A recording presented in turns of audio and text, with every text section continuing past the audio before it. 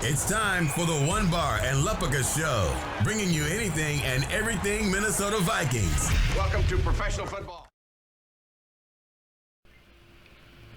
Hello and welcome back to the One Bar and Lupagus Show. I am Lupagus, and there's breaking news. And before we get in that, be sure to subscribe to our channel, like our vids. We are over 600, feeling so good about that.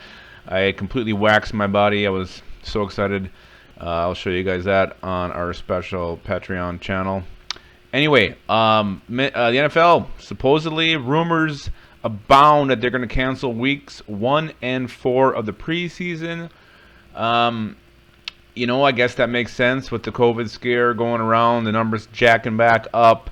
But how is this going to affect the Minnesota Vikings? You know, first glance, first blush, not that much really. Who plays in week 1 and 4 of the preseason?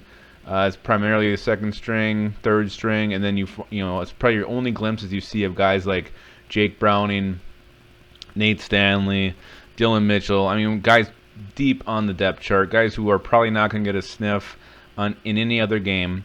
And I think that's the biggest concern or worry here as far as the Vikings goes. When you're trying to sort out the bottom of the depth chart, figuring out who's going to be on the practice squad, who could possibly crack the 53-man lineup. I look at guys like Browning and Stanley. That's a battle there. Not that guy who wins that is going to make the roster, but he's going to be the primary, third stringer on the practice squad. You also look at some of these exciting undrafted guys like Courtney Davis. Is that going to hurt some reps he gets? Dan Chisena, who I kind of like quite a bit, especially as a special teamer. Is that going to affect the time he gets?